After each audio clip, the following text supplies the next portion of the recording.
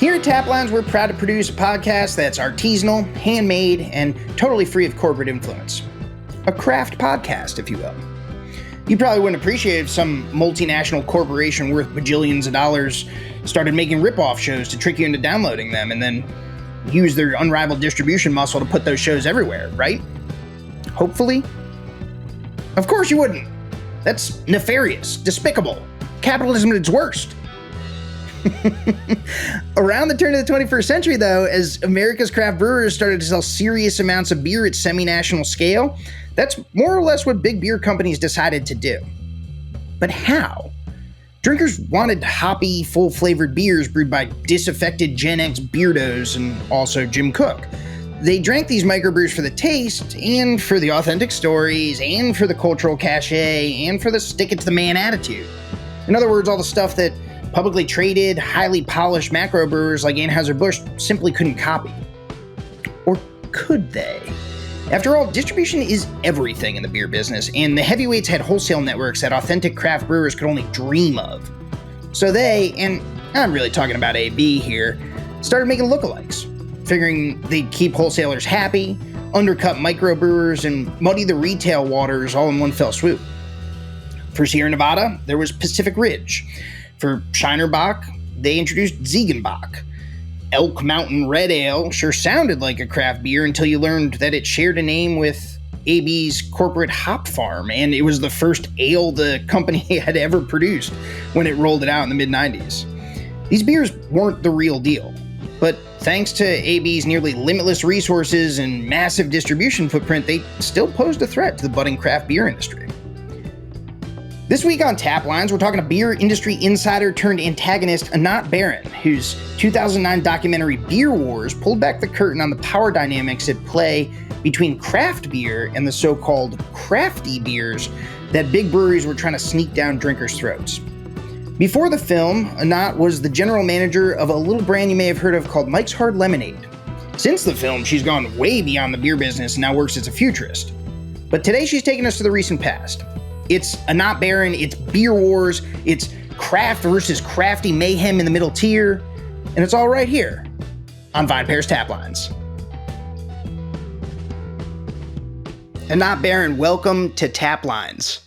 Thank you for having me. Anat, where are you joining us from today? I am in Los Angeles, California, so don't judge. Sunny LA. It looks like a nice day there, judging by the light-filled office that you're calling in from. Yes, it's beautiful. It's beautiful. It's been raining. We've had atmospheric rivers. This is a year for the history books, but I think we're coming out on the other side. Well, good. I'm glad you're staying dry, and I'm glad you were able to join us today. Listener, for those of you who do not know Anat Barron or why she's joining us here on Taplines today, we're in the presence of greatness, if I can heap some praise upon my guest for a moment. Anat Barron was the force behind a 2009 film that you may or may not be familiar with that changed the way I think about the beer industry when a younger, slimmer Dave Infante with a fuller head of hair was just beginning his reporting journey on the beer industry, was just starting to focus in on this as a beat that I would spend a lot of time in.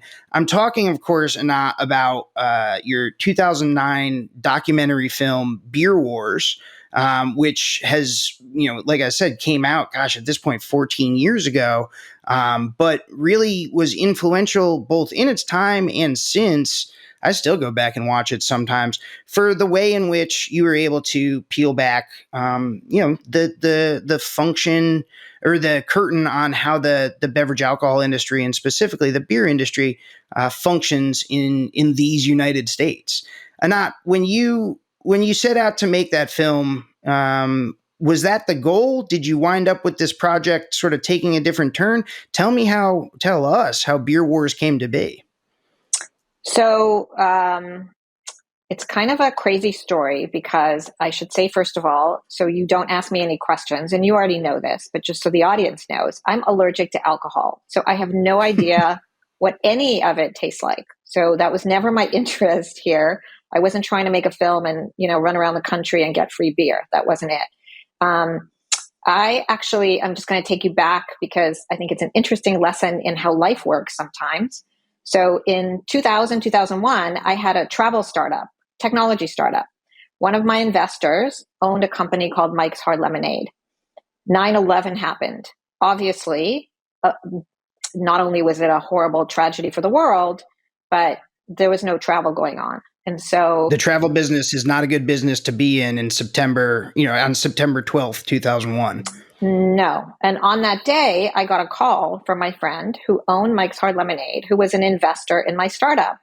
And he said, look, travel is going to take time to come back.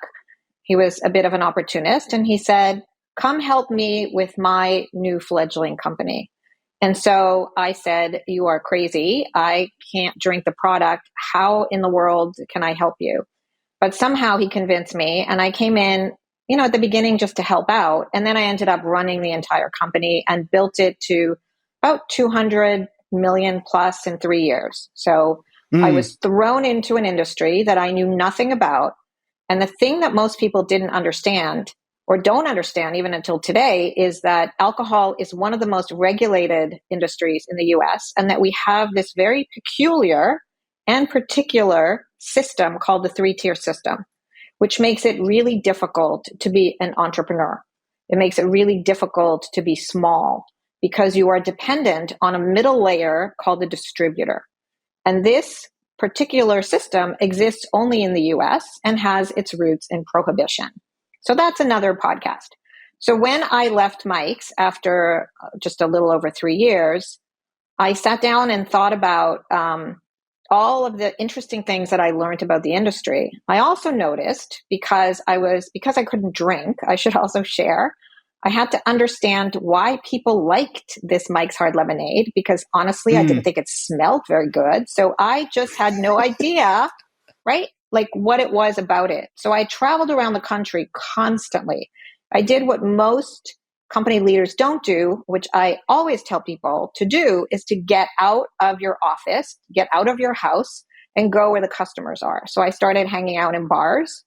I started hanging out in grocery stores. I started following people to their cars, not as a stalker, but just to try to understand why are people buying this product? What is it about it that they like, right? Very important when you're launching a consumer product. And while I was traveling, I started noticing around 2004, 2005, especially in the Pacific Northwest, like Seattle, Portland, these craft breweries, these beers in the coolers of the grocery stores and the liquor stores that I was visiting, and also in the bars. And they had these really interesting names, and they seemed to be capturing a lot of attention. And so it just got me super curious. I knew nothing about craft beer because, again, as a non-drinker, who cares, right? It's not in my world. And so I had seen the movie. This is a very long-winded response, but I like to be thorough. I had seen the movie. Oh my God, the name escapes me. Where the guy eats hamburgers. Super Size Me. Super Size Me. Sure. Oof, sorry, it's been a long day. I've been on calls since 5:00 my time. Yeah. So I saw Super Size Me, and I was like, oh, I wonder if anybody's ever done anything to expose the industry and educate people, because I saw that it was an inflection point, and nobody had. So having never made a documentary film before, I was like, oh, I bet it's easy. I'm going to go do it. That's how it started. And that's what eventually led to Beer Wars, which came out in 2009. I think like the origin of Mike's Hard Lemonade and your experience with that, it weaves in such an interesting way to what you wound up doing with Beer Wars, and, sort of the way you laid out how the industry works, because some of the themes that you're describing with getting Mike's Hard to catch on and getting Mike's Hard to get buy-in from the middle tier, those powerful distributors, were some of the challenges that the craft beer industry was also having at that time. I mean, we think of craft beer now, similar to FMBs, we think of it as a lot more mainstream, but this was not necessarily this was a tough moment for the craft beer industry as well. I mean, they had kind of boomed in the late 80s. There was that sort of downturn in the 90s where there was a shakeout in the industry. And I think a lot of producers that were, in it for the wrong reasons, sort of, closed up shop. So coming into the aughts, you had, especially in the Pacific Northwest, you had some really, in California, you had some regionally strong players, but getting to retail, getting to drinkers, which is that access that's essential to sell product, right, has to go through distributors, even more so then than now. There's been some loosening with self-distribution in some states. But and to do that, the craft brewers, just like you at Mike's Hard Lemonade, had to convince the distributors, hey, this is stuff that people want to drink. And I think that that's like a great segue to start sort of peeling back what you found and what you sort of revealed and laid out in Beer Wars, because you've always, and we've talked a half dozen times over the years, we've spoken for many pieces that I was reporting, and what I've always appreciated about your perspective is that you've drilled into me every single time. Like, distribution is the whole ball game, right? You can have an amazing product, everyone wants it. Well, guess what? If you can't get it to shelves, which you're not allowed to do yourself in almost every state, you can't sell it, and that's it. You try telling your investors that, like, hey, everyone loves it, but we're not bringing in revenue. Doesn't work, right? That's not a business. Yep. Tell me a little bit about, and tell our listeners who may not be, who certainly don't have the experience you do, but may not even be as apprised of the situation as I am, what the 3-tier system looked like at that time. I mean, what was the route to market for these smaller brands that you wound up interacting with when you were producing the movie? So I really wanted to make a movie about how hard it was to be an entrepreneur in America, because I saw running a small company, and it was small at the beginning. It was a startup, basically, right? What would be called today a startup. I saw how hard it was, because not only is the beer industry one of the most regulated industries in the country, and I did this for the movie. We counted 37,000 beer laws. Not only does every county have a beer law, but every state. There are federal beer laws. It is so complicated. Like, there's a scene in the movie where literally I went to our lawyer's office and we built this giant thing that then collapsed of books. I mean, you just can't fit all the laws in one room. And so the complexity is partially because of the 3-tier system. And the 3-tier system basically says, if I want to get something to market, right, I make the product. I need a middleman to take it to the retailer, who then, let's complicate this even more, can get it to the actual end consumer or the drinker. And so, when I was at Mike's, I didn't really have a lot of time to try to understand this system and where it came from. It was just told to me because, you landed a company, it's already going. You got to just run as fast as you can. And so what Beer Wars allowed me to do was to take a step back and to ask this big question: what is this 3-tier system? Why is it hard for someone small to get to market in what is supposed to be a free enterprise country, right? That is supposed to be our economy, where everybody has equal access, where everyone has access to the American dream. So I became super obsessed with those really big questions and decided to find some people in the industry who were small at the time and follow them. That was my only way to really try to suss out how does this work, is to look at it through different people's lenses. And I literally spent over 3 years waiting for stuff to happen. Don't ever make that kind of documentary for anybody who's thinking about it. It's much better to go back in history and, have all the footage. So I started asking questions not only of the brewers that I brought into the film, but I went to the source. I went to talk to distributors. I went to Washington. I believe that in my film is the only footage, maybe I shouldn't say this out loud, of lobbying.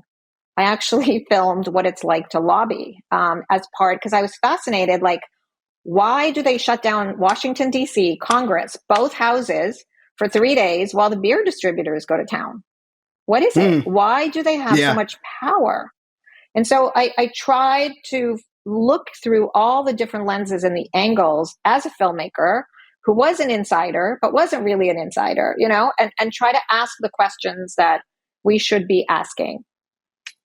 And one of the ways that I feel like a lot of people don't understand that it does work is that, and you showed this in Beer Wars, and certainly this has borne out as we've seen the craft brewing industry develop since you released the movie, is that the big houses, the big producers, ally with their distribution networks, which are nominally independent firms across the country, but have this very symbiotic codependent relationship with one. Yeah, right. Independent with scare quotes, listener, just in case you didn't hear the smirk as we were saying that word. Yeah, I mean, one of the things that you show is that even though this middle tier is nominally independent and is there to prohibit big producers like Anheuser-Busch, like Miller Coors, and now Molson Coors, to project too much power into the market and bend it to their will. That's not always the way it winds up like taking place in practice, right? I mean, so one thing to understand, distributors have trucks. There's only so much room on the truck, just like in the store. There's only so much room in a beer cooler. There's only so much room in a convenience store in a cooler. So for every new product that goes in, this is something that people really need to understand. Something has to come out. It's not infinite. There isn't infinite space. So it's really about economics. And what the distributors are doing is trying to figure out how to make the most amount of money. So the things that are going to go on their truck have incentives attached to them. Now, there are a lot of legalities. I'm not even talking about the stuff that's legal or not. I'm talking about there has to be a financial incentive, right? So it's an X and Y. If you are a Budweiser distributor and you're selling a lot of Budweiser, even though it costs, you're getting less money because it's a cheaper product, right? You're still selling the volume, right? Everything is economics. This is, let's not forget, because craft brewers, when I started making this film, I realized most of them did not really understand the business of it because they just did it for love. That changed, which I'm sure we'll get to. But so the distributors are really there to provide that service to take the beer from the producer to the store. That's their job, right? What goes on that truck is up to their discretion. And for a long time, the big brewers, when I was at Mike's, incentivized them. Now at Mike's, we showed them that we could be successful. So we got on the trucks, but something had to get off the truck for us to get on, if that makes sense. Same thing in convincing the retailer to do that. So it's not that distributors are good or bad. It is a system. And so they go to Washington every year and continue to go to Washington to lobby to keep this association and these distributors alive. And you should also know that, for example, at the time I was making my film, Anheuser-Busch had a lobbyist in every state, right?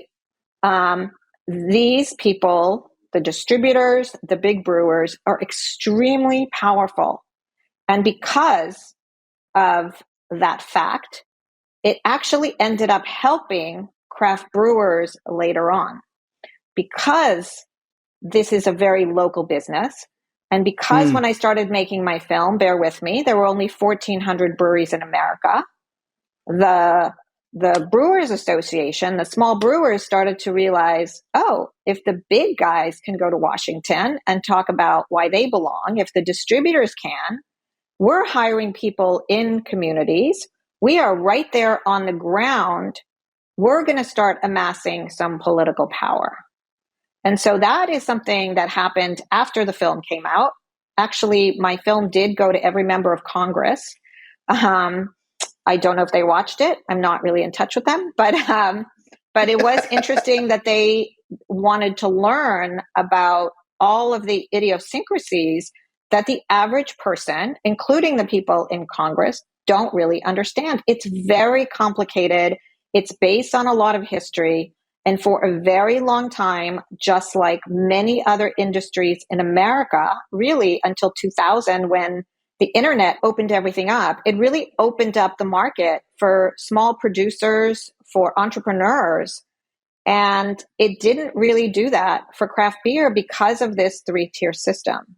You mentioned, Annette, the idea that there's a finite amount of space on the trucks. There's a finite amount of space in the beer coolers, right? In America's supermarkets, when you walk down the beer aisle, they're not putting more coolers out there. They're not putting your local bar is not adding more taps, maybe the one here and there, but like it's a finite amount of space. So we're talking about incremental sort of what people in the industry and what people in your movie refer to as hand-to-hand combat of you've got to go out and win space because you're not going to get it. They're not going to create it for you. You're going to have to win it from a competitor, right? And I think that's a good way to get at this idea that, you touched on in the film and that I wanted to talk about on this episode a little bit, which is that when craft brewers started really getting traction with these full flavored beers, or similarly when Mike's Hard Lemonade started getting traction with its lemonade flavored malt beverage products, right? You know that consumers want it. They're getting great feedback. They're trialing. They're getting conversion. And to get it to market, it's got to go through the distributors, as we've discussed, and that means that something's got to come off the truck in order for them to get there. Distributors, whether you listener think they're good or bad, as Nat said, like it's less about like a moral judgment on what they do and more about understanding how that system works because of how it positions them as sort of a gatekeeper or as a fulcrum in the marketplace, right? They have a lot of power. And what I think is important, though, as sort of a counterpoint to that or a caveat to that, is that they are also in the business of selling that beer themselves. So just like they're a customer of the producer, the retailer is a customer of the distributor. And a distributor, you'll often hear, especially like during the salad days of the craft beer business last decade, so like 2013, 2015, whatever, distributors were distraught because they couldn't get IPAs or India Pale Ales like into their portfolio fast enough to satisfy the demand of the retailer, right? I need an IPA in my portfolio. They keep asking me, and if I don't get them an IPA, someone else is going to get them an IPA, right? So like they have this pressure on them as well. They can't just stonewall forever. If people want Mike's Hard Lemonade, that distributor's either got to give the supermarket that Mike's Hard Lemonade, or it's got to give them something that looks and tastes enough like that the retailer's customers are going to be satisfied and start buying that. And the same thing happens with craft beer in this era. So we're talking about like 2005, 2007, where they're starting to get traction. They've got these full flavored options that everyone seems to want. More and more drinkers are gravitating away from light adjunct lagers and towards these ales. These, brown ale was really popular at that time. IPA is starting to come on strong.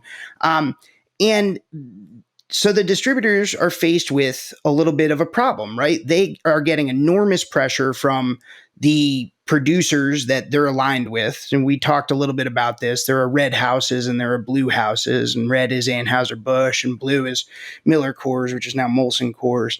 And Anheuser-Busch infamously was always a lot more sharp-elbowed with, how it sort of corralled its distributors, right? Like Miller Coors was maybe a little bit more of a partner.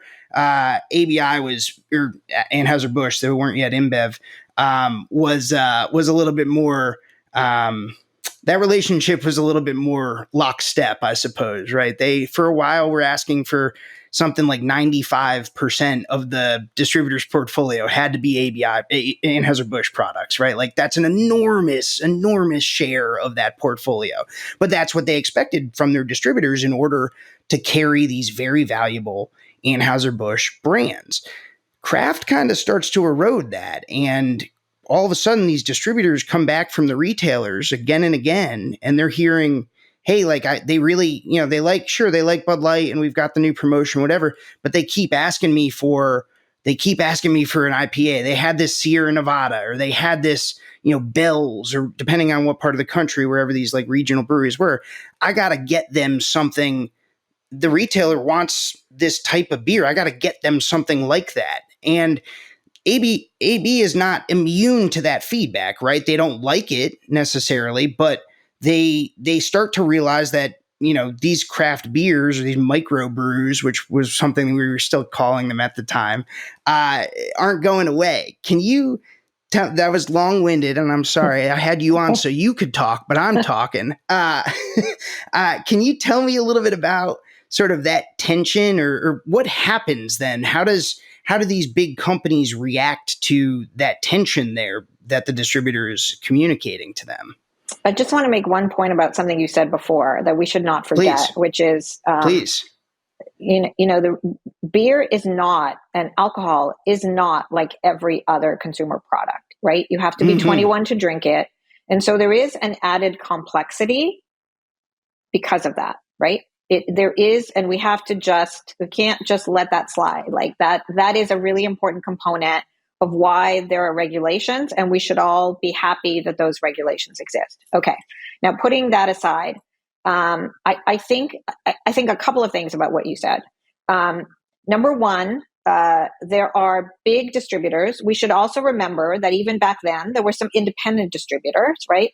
But it's really hard to be independent in an industry where 90%, over 90% at the time, if you include the big imports like Corona, were owned by just gigantic companies selling $100 billion a year of product, who had power, massive power over regulators, just lobbyists. And so at Mike's, actually, my favorite distributors, I hope they're not listening, were Anheuser-Busch distributors. And there weren't very many of them out of the 450. I can't remember how many, maybe 20 or so. But they loved us because we weren't regimented. We just did whatever the hell we wanted. And that was the success of the brand, by the way. You can tell from how I talk, like, this is what you see is what you get. And they liked, the way we thought about things. They liked we were a little bit eccentric for the industry, which was very, very regimented. And I think that helped craft brewers. I think that if you had some business expertise and if you could make the case, right, that people want your product. Here's the issue, and this was fascinating to me, and I believe that there's a scene in the movie about this. So if you went to a store in, let's say, circa 2005, 6, 7, 8, any supermarket, forget there are some stores, some states that only have liquor stores. Again, very complex. But if you went to a supermarket, you would see a wall of beer. And this was the fascinating part. And this is actually how craft beer and even Mike's, how we got in, right? There were 6 packs of cans and 6 packs of bottles and 8 packs and 12 packs and 20 packs and big, large size. It was insane. And it literally looked like a wall. So then you have to ask the question, right? Do we really need for an entire wall that says Bud Light? And do we need right next to it an entire, there were little cans and big cans and bigger cans. It was insane how much there was. And so finally, we as the producer, by the way, I personally went to meet with Walmart and Albertsons and Kroger and all the big chains, right? We were allowed to do that. We just couldn't give them the beer. But we actually, as the producer, had the ability to go sell it in. And so that was my argument. It's like, really? You think all I want is 1 or 2 slots for my 6 packs? You think that if you're missing a gigantimous 20 pack of a giant, who's going to care? No one's going to notice, except the big guys notice because no one wants to give up space. So then it was the actual retailer who, as you correctly said, is the one who is closest to the consumer. Don't forget, the only people who get this is what I want. That's how we got Mike's in. People went in and said, I want Mike's, right? I'm not sure if I answered your question, but I think what happened back then was that the bigger, more regional players, right, that people heard of, were the ones who were selling the IPA to the distributor so they could fulfill the wish of the retailer. I think something else to remember is there were 1,400 breweries. I don't know the exact number today. I probably should have checked. 10,000? We're up to over 9,000. Yeah, we're closing in on 10,000. So closing in on 10,000, right? How did that happen? Most of those breweries do not put their beer in a bottle with a label and sell it in what's called off premise, which is a grocery store, a supermarket, etc. So you're Right. really, when you're competing with the big guys, it's not so much on premise in a bar or necessarily in, in your own tap room. You're competing when you want to get on that shelf and create a wall of craft beer. Like a lot of the reason for that wall, as you laid out, is it's basically advertising. They've just got these big, effectively building block type billboards in each cooler where it's like, okay, all the 24 packs all say Miller on the side, and the distributor shows up once a week to make sure they all are lined up just perfectly. And then the Bud distributor comes in next and he puts all of his stuff all perfectly. So, this system it's made to look seamless to the American drinking public. You don't see the guys doing it. Every once in a while you do, but for the most part, they're in before hours or whatever. But it's very calculated to make it look the way it is. And all the stores have planograms, which, actually, why don't you tell us what a planogram is? I think the listener would benefit from hearing someone who's had to deal with them before in such intimacy. So I remember I was making the movie. I was with Sam Calagione at Dogfish, still a very small independent company, and I wanted to film him in a supermarket. And so we went to a supermarket. I think his product was, I think they just had like 6 packs of Dogfish Head. I can't remember which one. Maybe it was Pumpkin Ale. And it was local in Delaware. And I said to him, so how do you deal with the category captains? And so, he didn't really know what that was because he was just starting out. So it turns out that in the large chains, they have these people called category captains, and they create planograms. And a planogram is just a plan of what the shelf is going to look like. I believe I actually put that into the movie too, because I wanted to educate as much as I wanted to entertain. And the category captains are the ones who do the math. Soon, I'm sure that will be taken over by AI. What was fascinating when I was at Mike's was to learn that the category captains, which I had never heard of before because I had nothing to do with the retail business, category captains were funded by the big brewers. So you actually had to make a case. Now, again, it all goes back to shelf space. So you have to make the case that if you put your 6-pack on the shelf, what other 6-pack is going to go away? And so they weren't very happy to take it from one of theirs. So they would take it from somewhere else. And so if you actually study the beers that were sold, you will see that other small companies just started to go away slowly but surely because they weren't taking away their gigantomous 20-pack of 20 ounce whatevers. They would just take it from somewhere else. And so planograms are a very big thing if you want to understand how to get in. Every other category, potato chips, maple syrup, cereal, any commodity-based product. So maple syrup, maybe not, but like cereal, certainly, potato chips, certainly, salty snacks, certainly. It's pay for play, right? This is just the business that they're in. Hey, we want this shelf space. We want this placement. Hey, we want an end cap. Hey, we want, this, and that. And it's very transactional. It's very out in the open because it's totally legal. In alcohol, or in beer specifically, because that's what mostly moves through the grocery channel, spirits and wine a little less so. And certainly this Taplines is a podcast about beer, so we'll focus on that. It's not allowed. It does happen in much more clandestine ways, but it is not out in the open in the same way that it is in those other non-alcoholic categories. So you're fighting in some ways, you're fighting kind of a different battle. You have to convince people. You can't just buy your way to retail. You have to convince these category captains. You have to convince the retailers. And to your point, like the category captains, another extremely controversial practice because they're funded by the very companies that stand to benefit the most from the status quo. So obviously, these craft brewers in those early years, they didn't even know that this was a thing, and they start becoming acquainted with it. And this was an enormous challenge for them. And another challenge that I think is important to like get at, and something that you like ran down in the movie 14 years ago, was the fact that while these craft brewers are trying to crack the code on getting into the supermarket, or trying to figure out how to make distributors understand that this is a product worth carrying. And hey, let's get this on the truck. You're going to make more money on this. So they're pitching from that angle. But Anheuser-Busch, and to some extent, Miller Coors, have started to come around to the idea that, all right, this microbrew stuff isn't going away.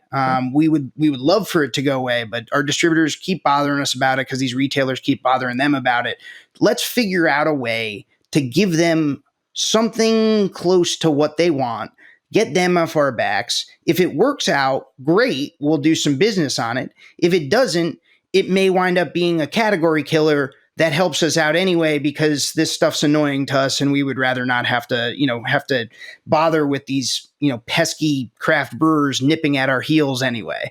And that dynamic, I hope we can maybe unpack a little bit, because I think like that's something that in coming years, into the 2010s, people became more familiar with the notion of craft versus crafty, right? Like there was this idea that, all right, there's true craft beer, and I'll leave aside my opinion on like the definition of craft beer. That's for another episode entirely. But there was this conception that there was some sort of authentic type of craft beer, and then there were these lookalike brands, these faux crafty beers, right? And ones that sort of got marked in the 2010s, where Blue Moon and Shock Top were both like identified as, like big brewers' attempts to make craft lookalike products. Blue Moon was a Miller Coors product. Shock Top was an Anheuser-Busch product. But prior to that, in the era that you were, making the film, so about 5-6 years ago, the Anheuser-Busch was already running that playbook. And you, in the film, you pick up a beer at one point from like Green Valley Brewing Company, I think it is, and it looks like a craft beer. It's got the funky label, and it's a nice brown bottle. It looks the part.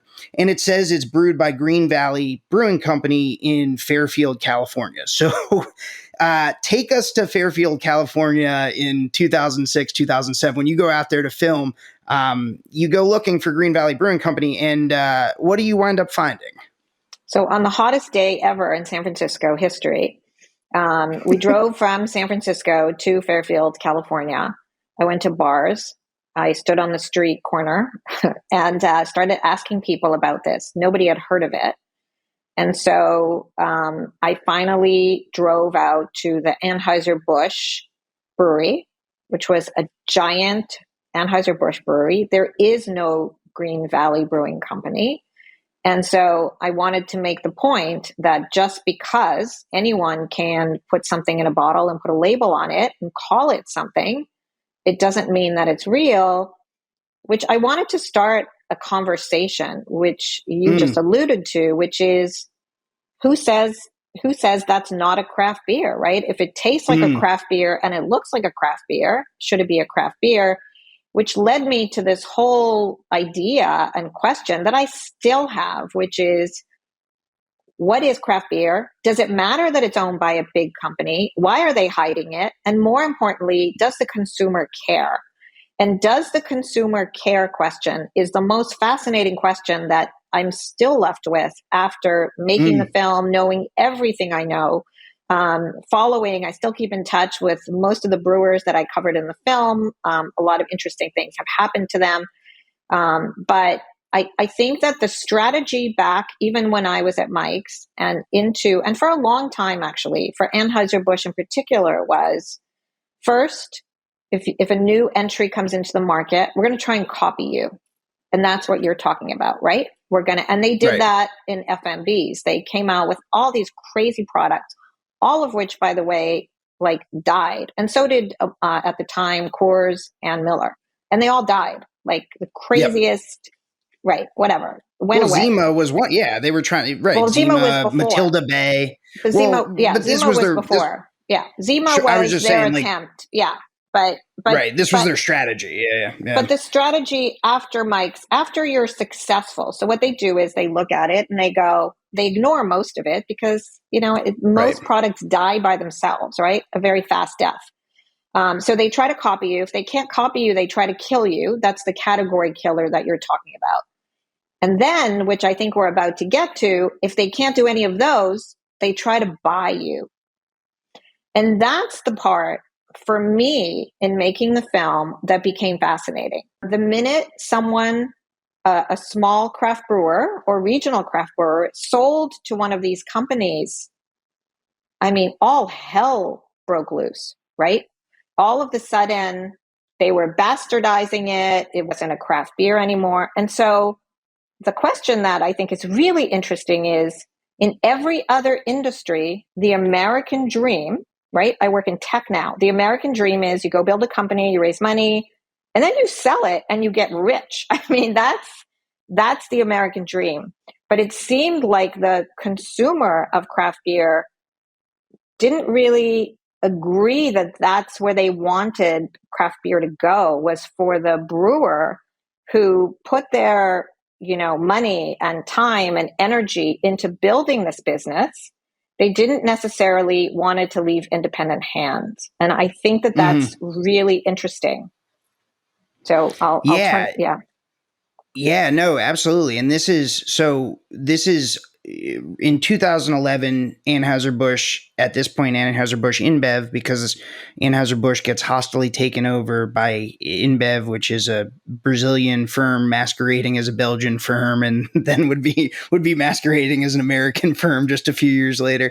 ABI buys Goose Island, right? This is the first major public acquisition. Now, they had owned a portion of the Craft Brewers Alliance, through which they owned a portion of Red Hook out in the Pacific Northwest, but that was it was always a little bit more abstracted to the American drinking public. Goose Island it's the right amount of it's the right time where people are paying attention to craft beer more. Social media has become much more widespread. The craft beer forums have had years to develop. Goose Island, the acquisition hits at exactly the right time to just create this enormous outpouring of vitriol and this, rending of garments and gnashing of teeth over the sale of this brewery. And this would continue this sort of, you could call it performative, and I would call it performative in some instances. I think a lot of people felt genuinely about this, and I think there was also a fair amount of sort of kayfabe or whatever you want to call it, as people sort of postured about selling out versus staying independent. But that is where this wound up going, because and it happened for the rest of the decade, right? Like they acquired Wicked Weed in 2017, and people were still upset about that. And then I think Platform in 2019, which they basically shut down at this point. But that's where we ended up, largely because Anheuser-Busch could not figure out how to do the crafty style beers that would compete directly with the actual quote unquote craft beers at the market. They couldn't get their distributors and their retailers to buy into these brands that they spun up. Zwigenbach was one of them. Pacific Ridge was another. Green Valley Brewing Co. was another, right? Like there were they sounded like craft beers. They were from Big Bad Anheuser-Busch. And I think that's so interesting, because it's one of the things that has carried through. So first of all, it sets up that acquisition spree that Anheuser-Busch, and again, to some extent, Molson Coors, goes on throughout the 2010s, right? They couldn't copy them, so now they have to start buying them, because the retailers haven't stopped asking for them. Consumers haven't stopped asking for them. They got to have an answer for this to give those distributors to put on the trucks, because this is this independent, sort of quasi-independent tier, right? But it's also interesting because when we look at sort of how that's all shaken out more recently, it has kind of been sort of one of the fears that the craft brewers, all the way back in 2009 or 2007, we were talking them for Beer Wars. It's what they worried about. A lot of them were worried that there would be sort of deliberate category killing, or they would be co-opted in a way that would make them not craft anymore. And sometimes that came off as paranoid, and I think some of it was unfounded, and maybe it was a little bit paranoid, but other parts of it have certainly come true, right? One of the lasting impacts, I think, of this acquisition spree and the period that preceded it is that craft as a, you know, adjective became sort of this empty vessel, became this cipher where it became, you know, used for everything and wound up meaning nothing. And that, I think, was to the great detriment of, you know, some of those small producers that you had on the film. By way of wrapping up, I mean, you've had the benefit of, we've gone almost an hour here, and thank you for for your patience in that. I know we've gone the distance here. This is great. By way of wrapping up, though, you've had the benefit of, you know, it's been 14 years since the movie comes out, right? You've moved on to even a different industry than you used to be in. You're no longer working in beverage alcohol. It sounds like you still, to some extent, wrestle with this idea of like, what did it all mean? Why do consumers care? Was it real? Was it marketing? You know, where do you stand on it now? Like, with the benefit of hindsight, how do you reflect on that question that was central to Beer Wars 14 years ago?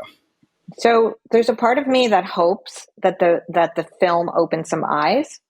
I think that what I really wanted to do was to get people to understand that every time we take out our wallet, or now every time we take out our Apple Pay or whatever you're using, we're making a choice, right? And so it's up to every consumer to vote with their wallet. And a lot of people talk about that. But if we want small enterprise, if we want craft, and again, you're right, I don't know what craft means anymore, right? But if we want to support entrepreneurs, right? And then there's the question of, are the people who were in my film who did sell their companies, are they still entrepreneurs? What does it mean, right? But if you want to support small business, you have to support small business by supporting them, which means that when you go to the store, you buy from them and you spend your money with them and you support them on social media and you help them grow. Otherwise, we live in the toothpaste category and in the cereal aisle of every supermarket, where basically, even though there are lots of brands, they're all owned by 2 or 3 companies. There is a consolidation in America. And what craft beer did, and what my movie really focused on at a specific time in history, was this movement from, wait, are we only going to have 2 large beer companies in America? Or are we going to allow the consumer to have choice and variety, right? So the reason that the Green Valley Brewing Company and all of those copycats failed was probably because they didn't taste very good, because the mothership, I'm not sure that they wanted it to succeed that badly, right? I mean, I went and saw, I can't say the same about Blue Moon. I went to, you know, I met the brewer. There was actually a lot of passion behind that, even though it was owned at the time by Coors. Right. But, you know, a lot of these were just, so you can't just make stuff up. I mean, at the end of the day in America, what should happen was we should have an open market. And if I want to make whatever it is that I want to make, should be able to get to market, especially because for the first time in history, I have global access actually to everybody in the world, right? It's up to me to build my audience and to have great context and pricing and all of the things that go with creating a product, but we should have access. And so the question is, right, that continues to befuddle me, if you will, is what does the future of the beer industry look like? Now, I want to add one more thing as we finish up here, because we could talk for hours, but I think that one of the things that we did at Mike's was open up the door with distributors for them to talk to other small independent companies, because we were a tiny independent company, like when we started, right? And so you have to prove to the big guys that you can be successful. In this case, you have to break through the middleman, right? So if you can show success, they kind of are like, oh, what's next? And I just want to tell everyone that back then, we started talking about the future of other beverages, and we started talking about the growth of soda. I am allergic to alcohol. I only drink soda, like I drink San Pellegrino or Perrier at the time, and I was always adding things to it. So you see where this is going. I don't know if people know this, but the company that launched White Claw is the same company from the same people who launched Mike's Hard Lemonade. And so the lesson from that, I think, too, is that you have to open the door and you have to prove yourself, right? But then you also need patience. The most important thing, I don't mean to sound like a professor, but the most important thing that I've learned in my career in business is that timing is everything. Yes. But more importantly, it's up to the consumer to decide. So if you can create a product, right? And maybe nobody knows that they want it, and nobody was walking around going, gee, I wish there was alcoholic, a hard soda. Club soda. Yeah. Right? Yeah, yeah. Like, that is such a stupid idea. Or I wish that somebody put alcohol in lemonade, right? But once you give them something, then they go, oh, wow, I want it. And then you should be able to get it to them. And you should be able to succeed at it, because that's ultimately what capitalism is, right? Is building a business that people want while not hurting anyone in the process, and making it successful and growing it. And so for all the people who criticize the Greg Cooks from Stone and Sam Calagione from Dogfish Head and everyone else in the film who decided at a certain point that they needed to get to the next level of their business because they needed the distribution power of the company that was going to buy them or merge with them, do we blame them? And that they also were tired and wanted to cash out, maybe, and maybe they deserved it because they were pioneers. And it's hard, and it's hard to convince consumers of that idea. But I do think that an entrepreneur's ultimate goal is to be successful, to deliver and to make something that people want, and to then provide it to as many people who want it. And sometimes that road, sadly, because of the system, forces you to sell your company. Nat Barron, we've gone the distance. Thank you so much for taking us on a trip down memory lane, back to 2009, back to the release of Beer Wars, back to even before that, when you built Mike's Hard Lemonade into something approximating the juggernaut that it is today.